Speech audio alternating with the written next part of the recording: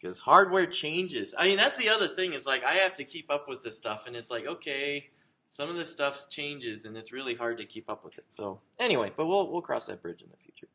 Anyway, so we started talking about the Unix process model, and we went through the details that are part of a process. Remember, we have a process ID, parent process ID, all of that kind of stuff.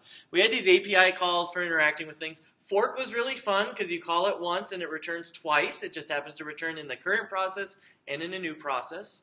And then we had these various other operations as well. We haven't talked about execve. We'll spend a little bit of time talking about that today. But since the kernel's responsible for presenting this process abstraction, the kernel implements all of these things. We don't want processes to manage their state and so forth directly because then it's really easy for things to get messed up.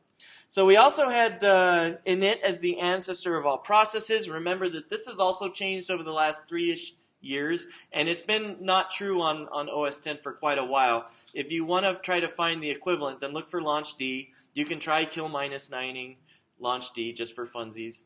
I think you have to do it as super user, so if you mess up your machine, it's not me. It's not my fault. And init was basically responsible for managing all other processes. We're going to talk more about init today, which is why I'm even bringing it up. Because we have this issue that a process has to have a parent, and the parent also has to be a running process. So we frequently have the situation where the parent of a process terminates before the child process terminates. And so init is a very important aspect of that situation.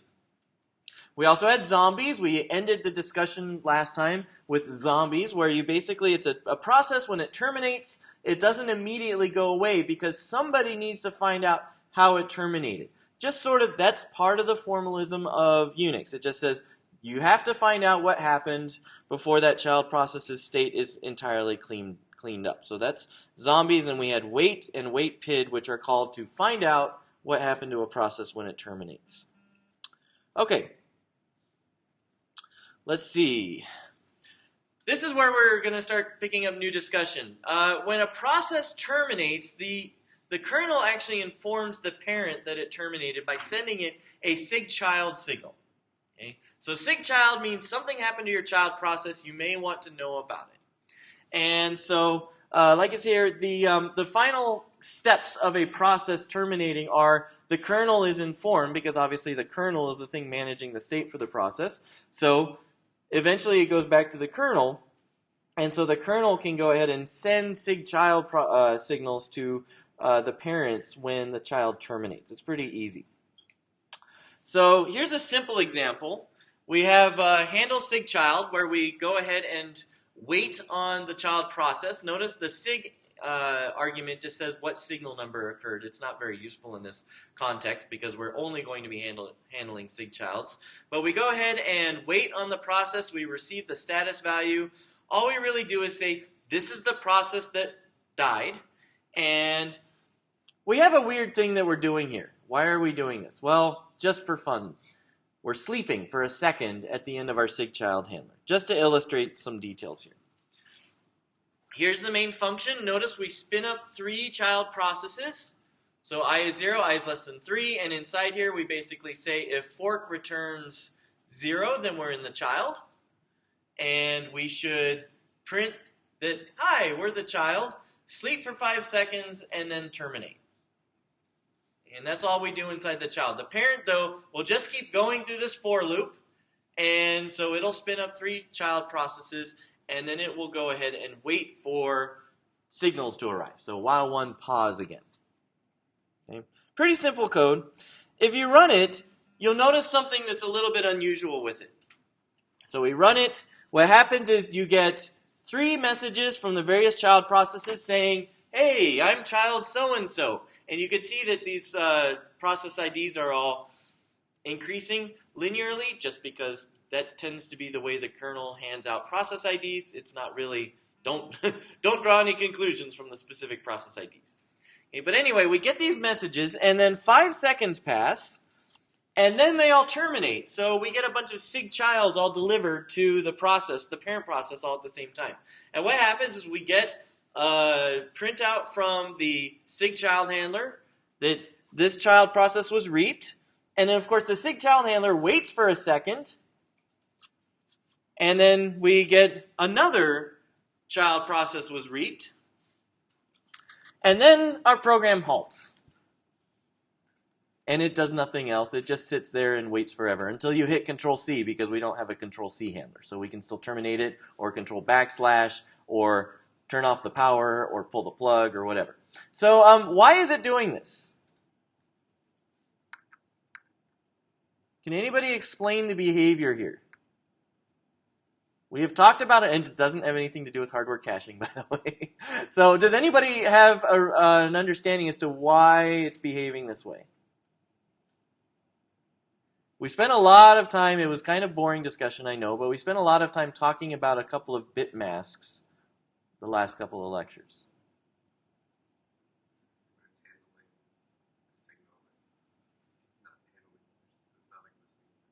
Yeah, so you're on the right track. We have our blocked bit mask, which when a signal is delivered, that kind of signal can't be delivered until the signal handler returns. But we, just for the sake of illustration, made our signal handler take a second. Okay? That was one of our signal handlers. Now, just as a point of note, it's not going to block all signals. It just blocks that one signal from being delivered. So you could have SIGCHILD interrupted by SIGINT, SIGTERM, SIG whatever. Okay?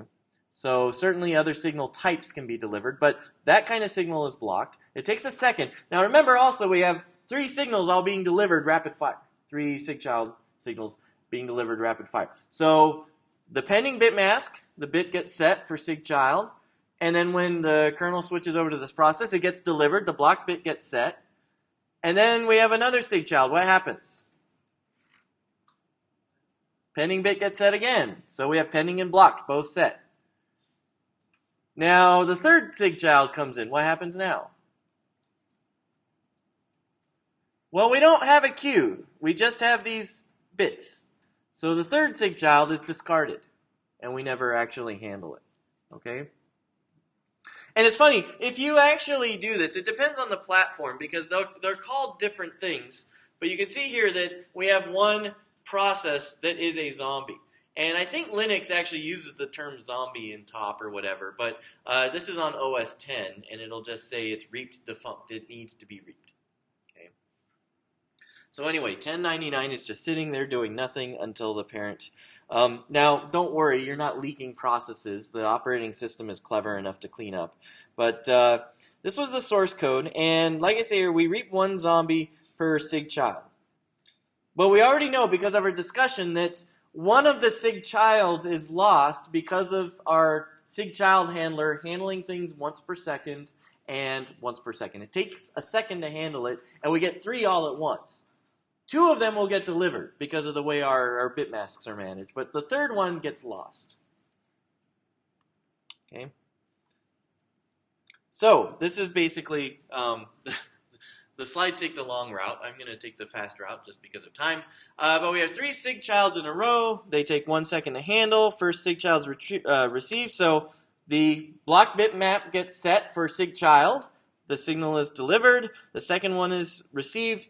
The block bit is still set because we're still inside SIGCHILD handler. The pending bit is set.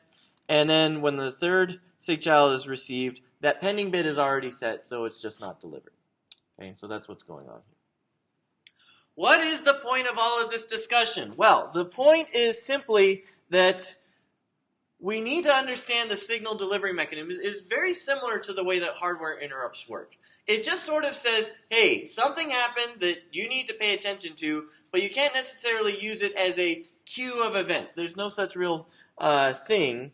Well, I mean, there's definitely no such thing in hardware interrupt handling. It turns out that there's this thing called real-time signals where it does queue them up.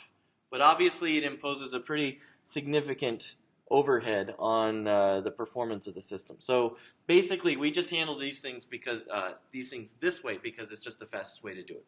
So instead what we need to do is use our signals to say, hey, something happened and you should pay attention to it, and at least one of these things has occurred when you're informed that it occurred. So you can see that now we've just made a small change to our handler where we try to reap as many zombies as we possibly can, not just one. Okay. So the upshot is that we can't use signals to count how many times something has happened unless you're really careful in how you implement things. They basically, the only guarantee that they give you is that they can that they indicate at least one event of that type has occurred. And so when you have a situation, especially like sig childs, because you can't really tell when child processors are going to terminate, you just sort of have to handle as many things as you can. When you're done handling things, then you can return from the signal handler, which is what our second version of the signal handler did. It said, all right, I know at least one child terminated, so I'm going to reclaim as many as I can. When I find out that I've handled them all, or at least all that are available, then I will go ahead and return. So yeah, a few other details. So processes have parent processes, and I mentioned that they have to be currently running. In the situation that a process terminates before its children, well, the children are now orphaned. They need somebody to take care of reaping them when they terminate. So that's what init does. The operating system will assign those orphan processes to init. So init is like the orphanage of the operating system. And so when the child processes terminate, guess who gets the sig child? Well, now init gets it, and so init's able to call wait on that process and reclaim it. So that's like a really important thing that init does. It makes sure that no processes stay around forever. It makes sure that everything gets reaped at an appropriate time. Okay, so like you see, a process terminates while it still has zombie children. This is also an important detail. So a process is not written well, and it has children that were not reclaimed properly. Then when that process terminates, init goes ahead and takes over the zombie children and reclaims them. Okay, so we have basically that init is the cleanup of the system. Okay, any questions? All right. Now exec_ve. So exec_ve is another one of those interesting functions that has to be implemented by the operating system kernel because, well, first of all, it makes no sense to have it implemented in user space, and also, who would want a user program implementing this because it could be compromised in all kinds of different ways. So exec_ve, you have a file name, you have arguments, and you have an environment pointer, and basically these allow you to load a program and start executing it. So file name is the binary file or the script that you want to run. Okay. Kernels have the ability to run scripts as long as the first line is, anybody know what that thing is called? # exclamation point. I'm sorry? It's called a shebang, actually. It's funny. Yeah, if you may already have heard that term before. But basically, it has to be # exclamation point and then path to interpreter. So like a lot of people do /user bin Python so that you can run a Python script from the command line without having to type Python interpreter. Or if you've written any shell scripts, you might have done shebang /bin/bash, something like that, or bin sh. Okay, so that's the shebang. That basically allows the operating system to load the interpreter and then feed the script to the interpreter. You have the arguments, which if you're running a C or C++ program would come in on argc, argv, and so forth. And then the last thing is an interesting one. It's actually the environment for the program. Probably all of you have tinkered with the environment at some point or other if you ever set the path on your computer to find where programs are. Maybe if you're more advanced, you've played with the library path or, unfortunately, the Java class path, which is everybody's favorite thing to do, Java home and so forth. So that's all passed through the environment, basically the other configuration values that the program has access to. You'll notice that that's there with env-p. Okay? And what makes exec_ve interesting? It only returns if there's a problem. What happens if you have a file that the system can't find? Or, I don't know, something else that's really horrible about it. Well, in those situations, exec_ve returns and says, hey, I couldn't execute the program, but if it succeeds, it completely replaces the current process's context with the new program so that it can begin running from the very beginning. Okay, so that's what exec_ve does. It will not return on success. What it will do is change the process into something else. Okay? So this is a kernel function because it has to be able to update the process's state, and that's obviously something the kernel wants to retain control of. So like it says here, exec_ve is invoked. It loads the specified program into the current process's memory. So it completely replaces the current instructions and data. That stuff goes away, and the new program is loaded into the process's address space. Okay. Does Windows do it this way? Not really. It has a different approach. This is just an approach. It's not the only possible approach. It just happens to have, borne the test of time. It's been around for a long time. Okay, so once it's loaded the new program's instructions in, the kernel needs to transfer execution over to the new program and the new data. And so like I say here, it basically jumps to a specific address where the program's code is expected to start. Okay. How does it know that? Well, it just loaded the code. It knows where it starts. Okay, so 804.8000 on 32-bit Linux. It's obviously different on 64-bit Linux and on Windows. So different operating systems have different ways of doing this. Now that entry point is not your main function. People think, oh, that must be main. That's how main starts. Well, no. Something has to happen before main, because in main you can call malloc. You can also say, hey, what are my command line arguments? You can say, where are my environment options? And so forth. So something else sits between your program's main and what this operating system call invokes. So it has to set up the stack and the heap, and that's what that starting point does. And it sets up the new stack with all the information that the program needs. So you'll notice it will load the environment variables onto the stack. It'll load the command line arguments onto the stack. And then after it's done all that, it sets up the main function arguments so that when main is invoked, main follows cdecl. It's like, oh, look, 8 EBP is what I want it to be. 12 EBP is what I want it to be, and so forth. Okay, so here's just a little detail of how it goes on. Basically, the environment strings and command line options are loaded. You'll notice here that the actual environment variables, so all the string values are loaded onto the stack. C000000 is the start of the stack. Actually, no, that's not true at all. That's where the kernel starts. Kernel gets C000000 up, and then so below that is where the program stack starts. And so it starts loading all that there. Command line argument strings are also loaded there. And then it pushes pointers so that we have an array of environment pointers available. And it just refers to the values loaded earlier on the stack. You can access that stuff there. I'll speak a little bit about that in a moment. I guess I have to speak about it now. These things are available through these various things. This is, again, part of the Unix standard header. So the standard Unix API provides certain operations for accessing the environment, manipulating the environment. And there's a pointer that you can access called environ if you load unistd.h. And then you can use that to refer to these various environment values.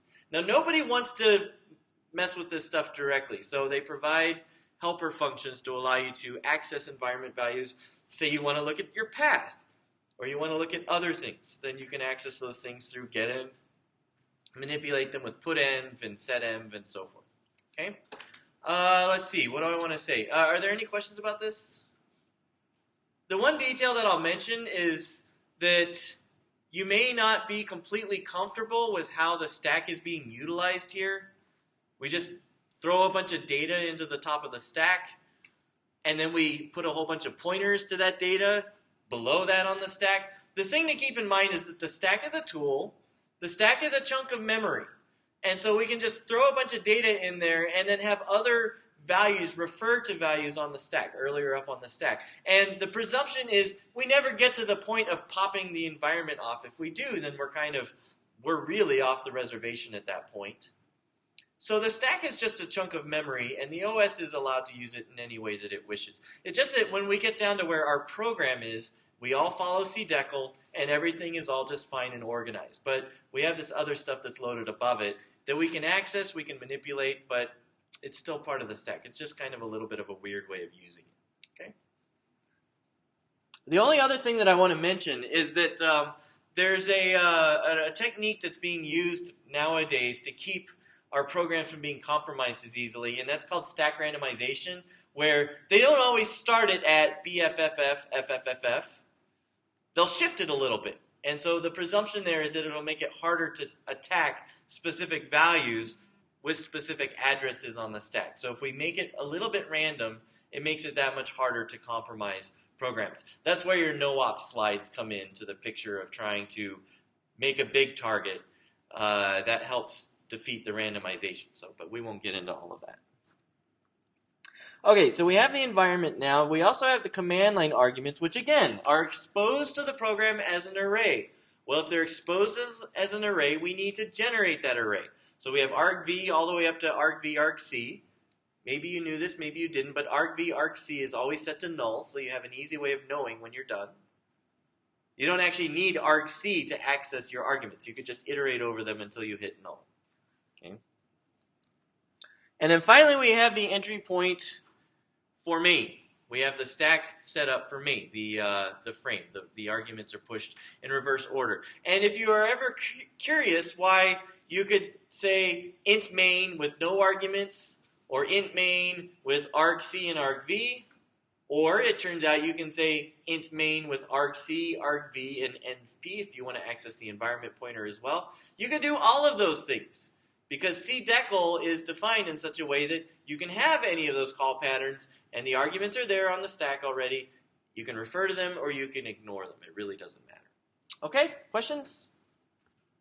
That's how all that works. Oh yeah, and then main is invoked and it starts doing its magic. Magic or crashing, whichever it might be. Now, Unix shells basically use fork and exec to implement the whole command shell thing. And this is a very simple example of it where somewhere else we get a command line from the user. They type, and then enter. And it comes into some function in the command shell which basically breaks it apart. It has to tokenize it. Because remember, there's all these rules. Do I have double quotes around stuff so I ignore spaces? Or if there's no double quotes, then I use white space to break tokens apart and so forth. Do I have backticks? Do I have single quotes?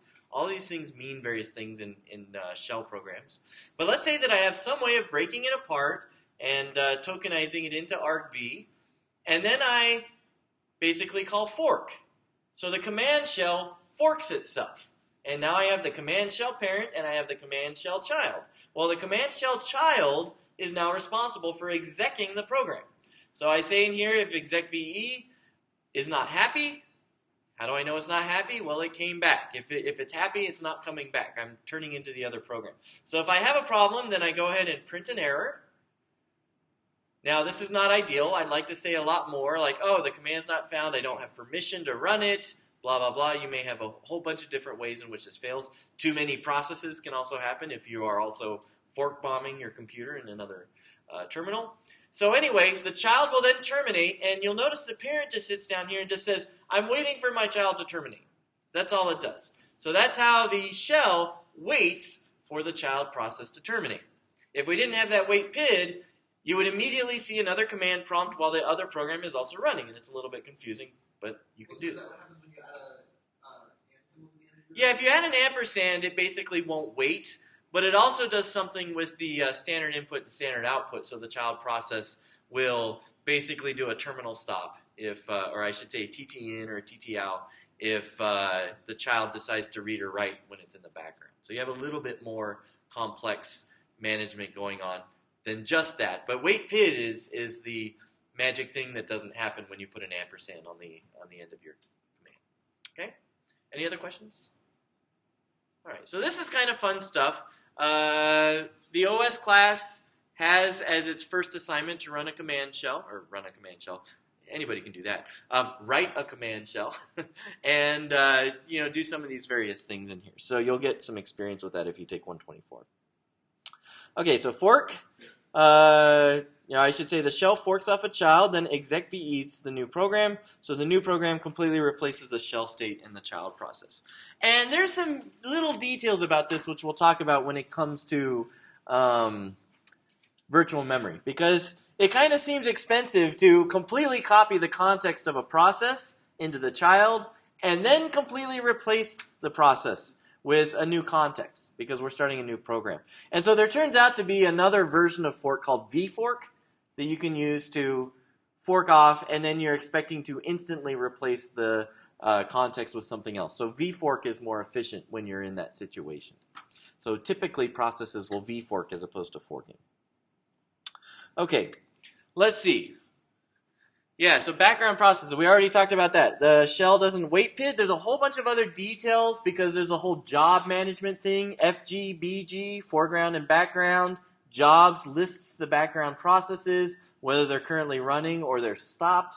Those are all built-in commands on shells. So shells have to have a way of keeping track of what processes are running in the background. And that way you can switch, you can bring some to the foreground or bring to the background. So obviously all of that has to be implemented in the shell. Built-in commands. Things like setenv and unsetenv and export and all kinds of other little things so that you can write useful scripts. So you can have built-in commands very easily. You just look at whether the command is a built-in operation. You handle it if it is, and if it's not, then you go and run it. And also I/O redirection, which is one of the coolest things ever, I think, because you can do some really clever and sophisticated things with all of the built-in utility functions, built-in utility programs on Unix, like unique, sort, find, grep, all of these kinds of things you can use.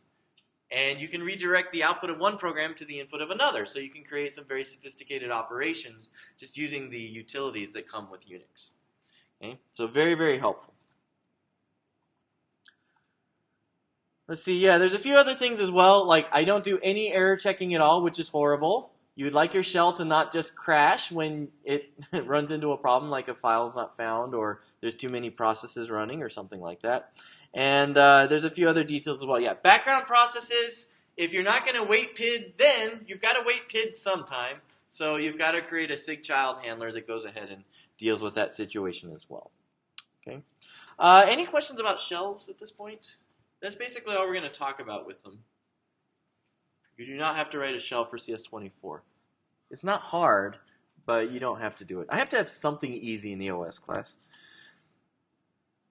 And yeah, if you are really curious about systems programming, do yourself a favor and get, well, basically any book that has Richard Stevens on the author list. Okay? Unfortunately, he's not around anymore. He died in a car crash, as it seems happens to most of the really brilliant CS people. They die in car crashes. But anyway, he wrote a series of books that are really good for Unix systems programming. Advanced Programming in the Unix Environment is a classic, and anybody who does a lot of C or C++ hacking on Unix should own a copy of this book. Okay, so that's one that you can look into. He also has a three-volume set on inter-process communication, which is unbelievably good. And he also wrote a really good series on TCP, which I think we're caring about less and less, so maybe don't get that series. But the others, you should totally get. Okay, yeah, so here's a simple diagram. Oh, yeah, and this is from Advanced Programming in the Unix Environment. So a simple diagram of the process lifecycle from execve to exit. Now remember, that process, at the last thing it could do is execve again. And so that process could keep living as different things all the way along. But typically, we just fork, and then execve, and then exit. So we have the kernel, execves into the user process, runs a startup routine, which remember, sets up the heap, sets up the stack, sets up arguments, and so forth. Main does its stuff, calls user functions. Anything is allowed to exit. And remember, exit has these @exit handlers. So we may need to call into those. If we've used @exit to register an exit handler to do various things when the system is shutting down. Once that's done, we also have to clean up standard I/O and any other open files we might have, so we need to close all of those things. So that occurs. And then exit calls _exit to go back to the kernel. That's how it informs the kernel that it is really, really done. Okay? Now, obviously, you could also call _exit if you just want to throw away, like you want to skip all the exit handlers, you want to skip your standard I/O cleanup, just for fun. Then you can call _exit, and that'll also do the trick. Okay. Any questions? So that's your basic process lifecycle. Now you can imagine that there's other things that can cause this stuff to happen. I mean, we haven't talked about signal handlers in this picture, but we know that some of the signal handlers' default behavior is to terminate the process. Okay? Well, that will still execute some of the things on here.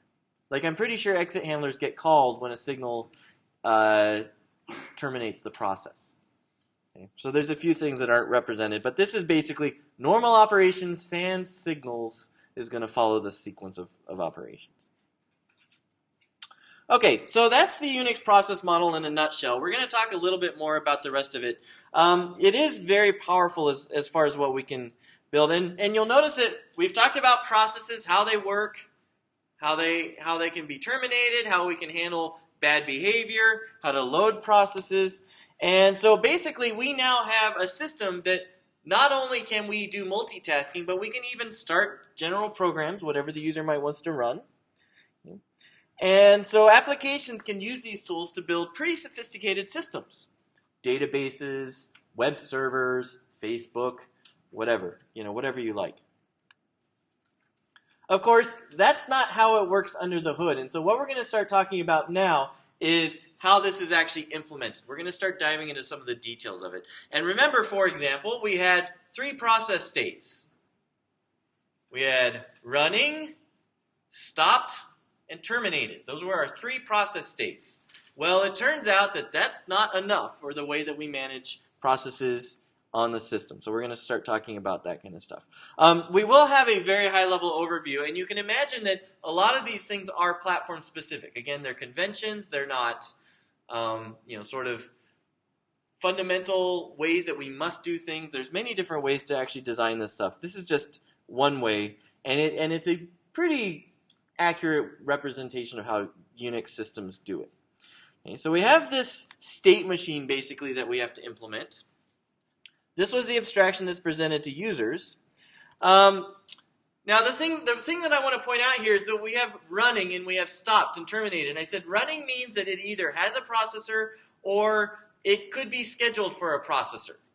And already that should sort of tell you that running encapsulates multiple states, because I may have a program that is not running right now. I have 4 processors, I have 1 processor, and I have 35 programs that are in the running state. Okay, well, that's way more than I have processors for, so some of them are not actually running right now. Okay. So clearly I have a little bit more sophistication I have to have here.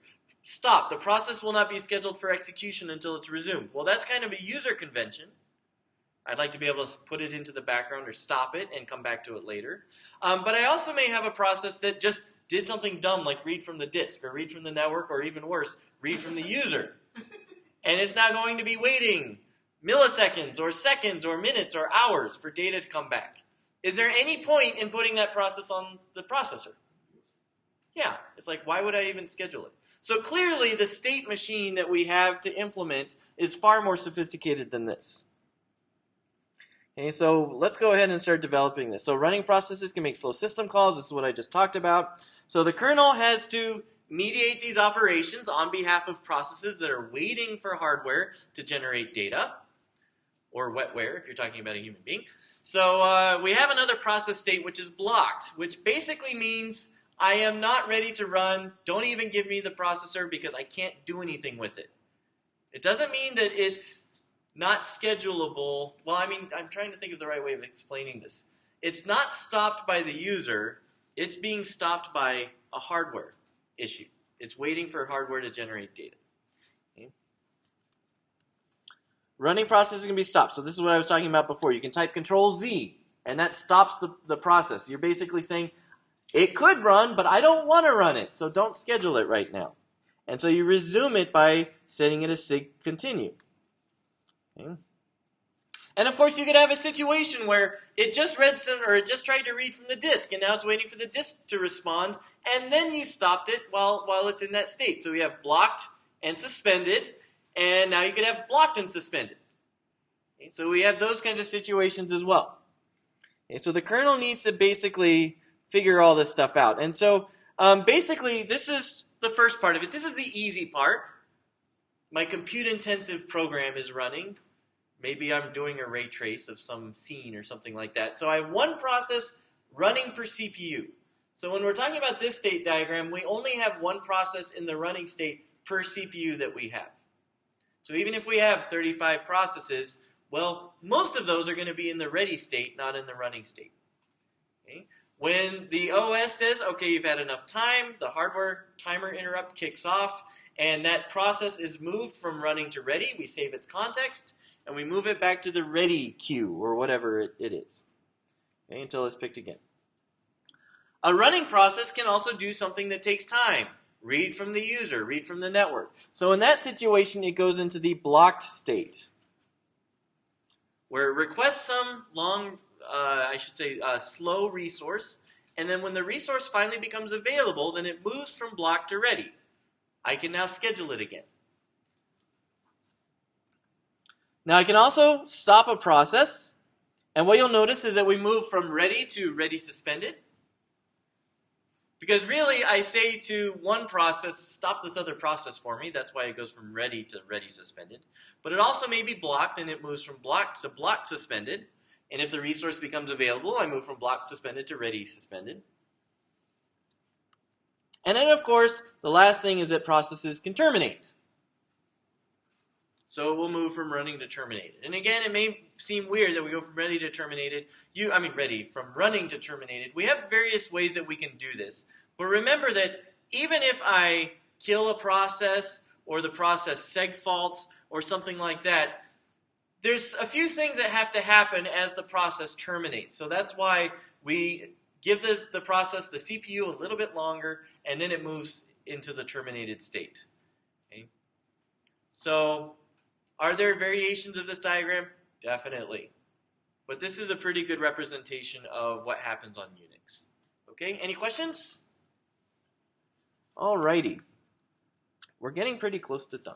So so we can only have one process in the running state for each CPU. But we can have a lot of processes in these other states. So clearly, the kernel has to have ways of managing those different processes in other states. One of the examples is our set of blocked processes. Are they all blocked on the same thing? It should be very obvious that the answer is no. Some will be blocked on the terminal. Some will be blocked on this disk. Some will be blocked on that disk. Some will be blocked on the network. Some will be blocked on sleeping, and so forth. So what we do is we set up different queues for those blocked processes so that the kernel can go and look at exactly the set of processes that might care when a particular device says, hey, I'm ready to do something. So what we'll do next time, we'll pick this up. We're actually going to stop early, even though we started late. And we'll go ahead and resume this discussion of how processes are managed and how the kernel will take care of all that stuff. So we'll see you all on Monday.